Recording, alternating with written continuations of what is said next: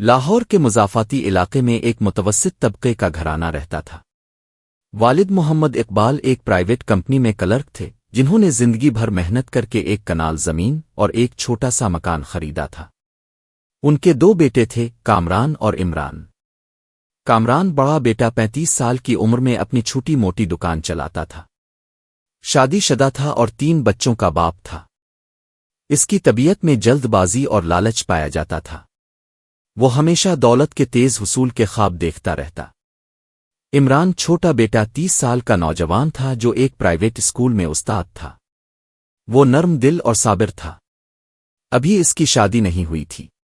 وہ اپنے والد کی طرح سادہ زندگی گزارنے کا عادی تھا۔ والد صاحب کے انتقال کے بعد ان کی وصیت کے مطابق جائیداد دونوں بیٹوں میں برابر تقسیم ہونی تھی۔ زمین کا ایک حصہ شہر کے پھیلاؤ کی وجہ سے کافی قیمتی ہو چکا تھا۔ کامران کو لگا کہ اگر وہ زمین کا اپنا حصہ بیچ دے گا تو اسے کروڑوں روپے مل سکتے ہیں۔ اس خیال نے اس کے دل میں ایک طوفان برپا کر دیا۔ راتوں کو وہ سو نہ سکتا، صرف دولت کے خواب دیکھتا۔ اس نے اپنے چھوٹے بھائی کو نظر انداز کرنا شروع کر دیا، جبکہ عمران اپنے بڑے بھائی کا احترام کرتا، اس کی بے رخی کو والد کی وفات کا صدمہ سمجھتا رہا۔ کامران نے چپکے سے زمین کے اپنے حصے کے کچھ ٹکڑے ایک بڑے بزنس مین کو بیچ ڈالے۔ جب عمران کو پتا چلا تو اس نے نرمی سے سمجھانے کی کوشش کی، بھائی جان، یہ زمین ہماری واحد ورثہ ہے، اگر ہم مل کر اس پر کوئی کاروبار کریں گے تو۔ لیکن کامران کے کانوں پر جوں تک نہ رینگی۔ اس کے دل میں لالچ نے گہری جڑیں پکڑ لی تھیں۔ وہ اپنے بھائی کو اپنے راستے کی رکاوٹ سمجھنے لگا۔ اس کے چہرے پر اکثر غصہ اور بے چینی کے آثار نظر آنے لگے۔ ماں بیٹوں کے درمیان بڑھتے تناؤ کو محسوس کرتی، لیکن وہ کچھ کرنے سے قاصر تھی۔ وہ روزانہ دونوں بیٹوں کے درمیان صلح کرانے کی کوشش کرتی، مگر کامران کی آنکھوں میں جو چمک تھی وہ کسی بھی نصیحت کے لیے تیار نہ تھی۔ یہ وہ پس منظر تھا جس نے آگے چل کر ایک ایسا سانحہ جنم دیا جس نے نہ صرف ایک خاندان کو تباہ کر دیا بلکہ پورے علاقے کو ہلا کر رکھ دیا۔ زمین کے تنازع نے دونوں بھائیوں کے درمیان ایک خاموش جنگ چھیڑ دی۔ کامران کا رویہ روز بروز جارحانہ ہوتا گیا۔ وہ عمران کو گھر کے کام کاج میں بھی تنقید کا نشانہ بناتا، چھوٹی چھوٹی باتوں پر جھگڑا کرتا۔ ایک دن کامران نے خفیہ طور پر زمین کے مزید 2 کنال ایک بڑے تاجر کو بیچ دیے۔ جب عمران کو اس کی اطلاع ملی تو اس نے اپنے بھائی کو سمجھانے کی آخری کوشش کی۔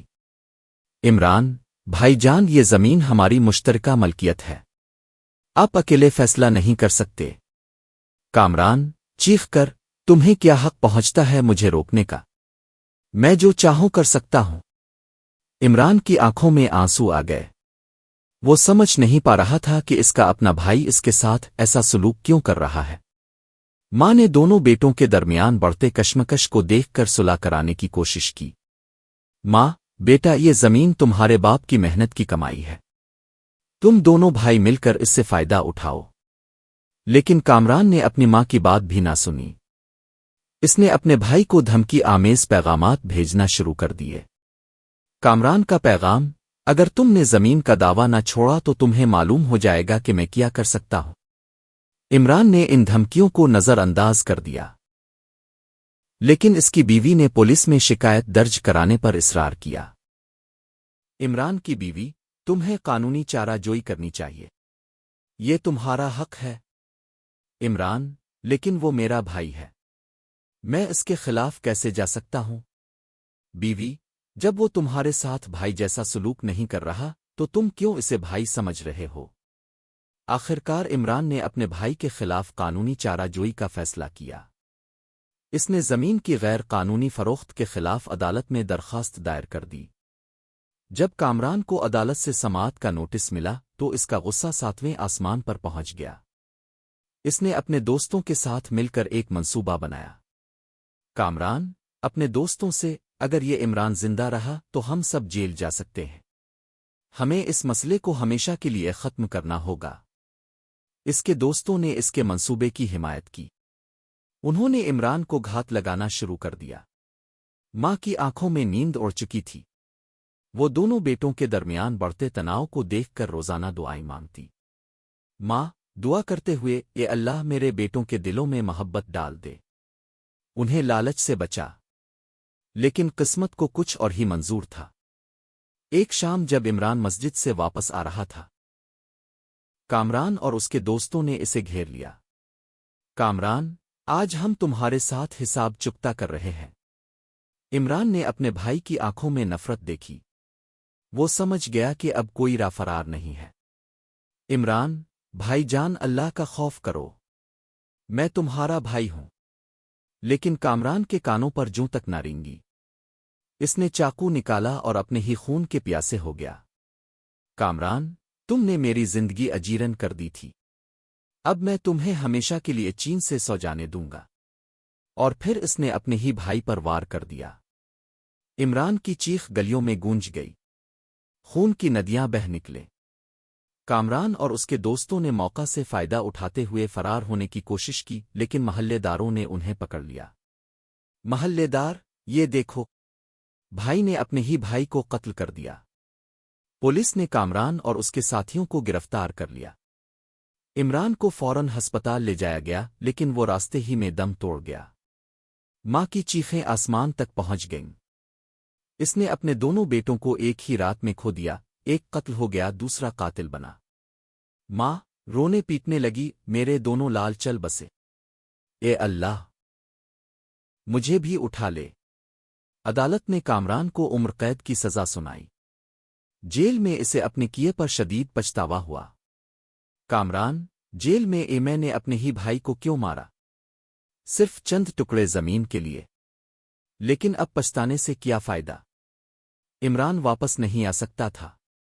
عدالت کے باہر کھڑی بوڑھی ماں کے ہاتھوں میں ایک پرانا قرآن تھا۔ اس کی آنکھوں سے آنسوؤں کی لکیریں اس کے جھریوں بھرے چہرے پر نقش تھیں۔ وہ ہر پیشی پر آتی، چاہے اس کے پیروں میں زخم ہی کیوں نہ ہو۔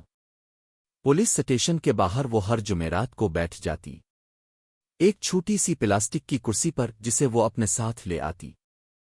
اس کا ایک ہی سوال ہوتا، میرے بیٹے کا قاتل کب سزا پائے گا؟ صبح کی پہلی روشنی کے ساتھ ہی وہ گھر سے نکل پڑتی۔ 2 بسیں بدل کر عدالت پہنچتی۔ راستے میں لوگ اسے دیکھتے، کچھ ہمدردی سے، کچھ بے حسی سے۔ ایک دکاندار روز اس کے لیے مفت چائے رکھ دیتا۔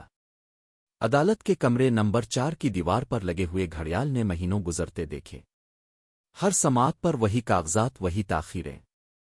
وکیل کہتا، بی اماں آج بھی ملتوی ہو گیا۔ ایک دن جب بارش تیز تھی، وہ زخموں سے چور پیروں کے ساتھ پھسل گئی۔ ایک نوجوان وکیل نے اسے اٹھایا۔ اس کی آنکھوں میں وہی درد تھا جو اس کے مرنے والے بیٹے کی آنکھوں میں دیکھا تھا۔ نوجوان وکیل، امی میں اب کا کیس مفت لڑوں گا۔ ماں نے اس کی طرف دیکھا۔ اس کی آنکھوں میں ایک عجب چمک تھی۔ وہ سمجھ گئی کہ اللہ نے اس کی مدد کے لیے کسی کو بھیجا ہے۔ گھر میں عمران کی بیوی اپنے 2 چھوٹے بچوں کے ساتھ تنہا رہ گئی تھی۔ وہ سکول میں ٹیچر تھی۔ صبح بچوں کو سکول چھوڑتی، پھر خود کام پر جاتی۔ رات کو وہ اپنے سسرال والوں کے رویے پر روتی۔ عمران کی بیوی اپنی ماں کو فون پر، امی یہ لوگ مجھے وراثت سے محروم کرنا چاہتے ہیں۔ اس کی ماں نے جواب دیا، بیٹی صبر کرو، اللہ بہتر کرے گا۔ محلے والے کچھ ہمدرد تھے، کچھ بدگمان۔ کئی تو کہتے، عورت نے ہی اپنے شوہر کو لڑائی پر اکسایا ہوگا۔ یہ باتیں اس کے دل میں چھری کی طرح چبے۔ آخرکار ایک دن فیصلہ آیا۔ کامران کو عمر قید کی سزا سنائی گئی۔ ماں نے عدالت کے فرش پر سجدہ کیا۔ اس کے ہونٹوں پر ایک دعا تھی، اے اللہ تو ہی انصاف کرنے والا ہے۔ جیل میں ملاقات کے کمرے میں کامران کی ماں اس سے ملی۔ اس نے اپنے ہاتھوں سے اسے کھانا کھلایا۔ دونوں کی آنکھوں سے آنسو بہہ رہے تھے۔ ماں، بیٹا تجھے معاف کرتی ہوں، اللہ سے ڈر۔ کامران کا سر شرم سے جھک گیا۔ اس کی آنکھوں میں پچھتاوا تھا۔ باہر بارش ہو رہی تھی۔ دونوں کے درمیان خاموشی چھا گئی۔ صرف بارش کی آواز تھی جو کہتی محسوس ہوتی تھی، اللہ کی رحمت بارش کی طرح برستی ہے۔ اس رات ماں نے پہلی بار پرسکون نیند سوئی۔ اس کے گھر کے آنگن میں ایک چھوٹا سا پودا لگا تھا جو عمران نے لگایا تھا۔ وہ پھل دینے لگا تھا۔ کامران جیل کے ایک کونے میں بیٹھا تسبیح پڑھ رہا تھا۔ ایک بزرگ قیدی نے اسے قرآن پاک کی تعلیم دینی شروع کی۔ آہستہ آہستہ اس کے دل میں نرمی آئی۔ ایک روز وہ روتے ہوئے اپنے بستر پر گر پڑا۔ میرے بھائی، میں تجھے معاف کرتا ہوں۔ ماں نے اپنی آخری سانس اسی پودے کے پاس لی جسے عمران نے لگایا تھا۔ اس کے ہونٹوں پر مسکراہٹ تھی۔ اس کی وصیت تھی، میرے دونوں بیٹوں کے درمیان دفن کروں۔ وکیل نے عمران کی بیوی اور بچوں کی مدد جاری رکھی۔ زمین کا باقی حصہ قانونی جنگ کے بعد واپس مل گیا۔ بیوی نے اپنے بچوں کو یہ سبق دیا، کبھی لالچ میں اپنوں سے دشمنی نہ کرنا۔ لوگوں نے دیکھا کہ ماں اور عمران کی قبروں کے درمیان ایک سفید پھول کھلا ہے۔ جیل میں کامران کو خواب میں اس پھول کی خوشبو آئی۔ کامران جیل سے رہا ہوا، وہ سیدھا قبرستان گیا۔ دونوں قبروں پر بیٹھ کر رو دیا۔ اس نے اپنے بھائی کی قبر سے مٹھی بھر مٹی اٹھائی اور اپنی جیب میں رکھ لی۔ حتمی سبق: دنیا کی دولت فانی ہے، رشتے ہیں جو باقی رہتے۔